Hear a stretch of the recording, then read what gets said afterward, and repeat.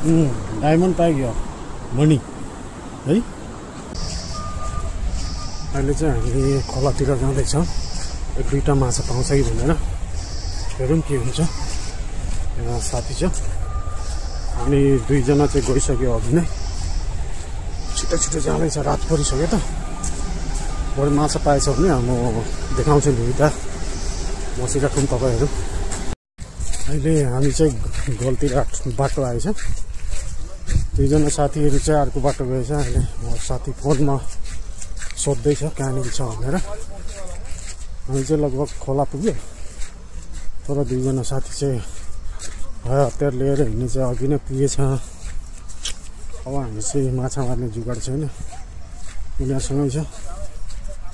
अब उनीहरूलाई खोज्नु पर्यो, एकछिन टाइम लाग्छ होला है त। डायमन्ड पाइयो मणि है। त्यही त यार, दुईजना केटा त कहाँ गयो त, भेट्दैन त। निकै टाढो आइसक्यो हामी, र पनि दुईजनालाई भेटेको छैन।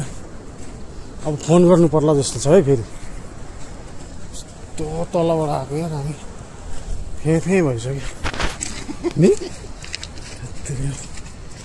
कहाँ गयो, फोन लगाउनुपर्छ। त्यो बहुत मथि छ अझै।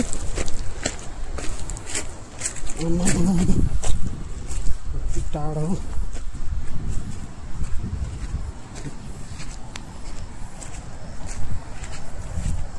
कहाँ ऊपर में है बोल रहा है क्या?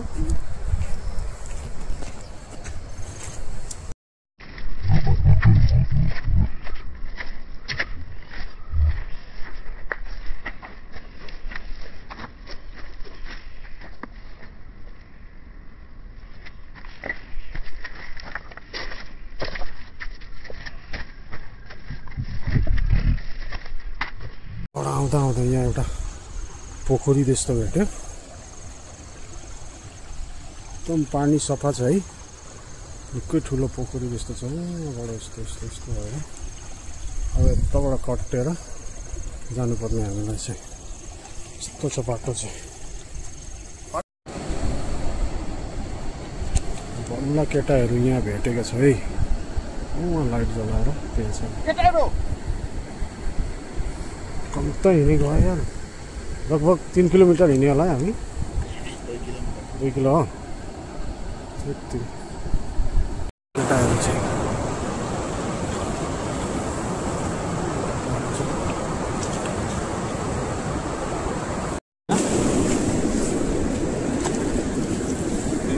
बस माछै छैन। कम्ता हिँडेको हो हामी तलबाट। सबैजना भेट भयो। अनि दुईजना सोचेको कि यिनीहरू 4 जना रहेछ अगाडि आउने, अनि हामी पछाडि आउने 2 जना मिलाएर टोटल 6 जना भयो। तर माछा चाहिँ कति पायो भन्ने कुरो तपाईँहरूले देखिहाल्यो है। खासै पाएन रहेछ, कति नै आछ खाने त पुग्छ। पिरो बनाएर मुनिलो बनाएर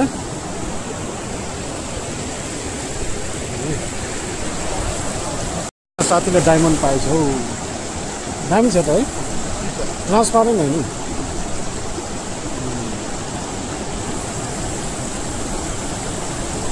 के भन्छ जलसिन ढुङ्गा डायमंड होला।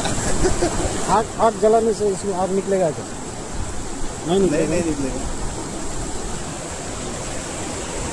एकदम हावा चाहिँ दामी छ है, शीतल छ।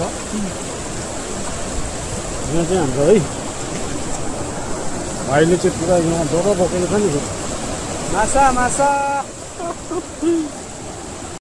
अहिले चाहिँ हामी हिँडेको अब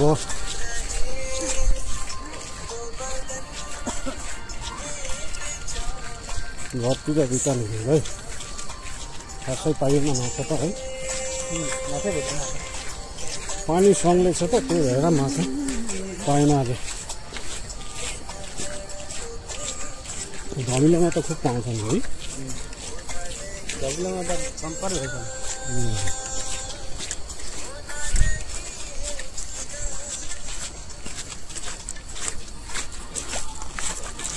अहिले चाहिँ ठ्याक्क हामी केममा आइपुग्यो। थाके छ हत्तु भइएको छ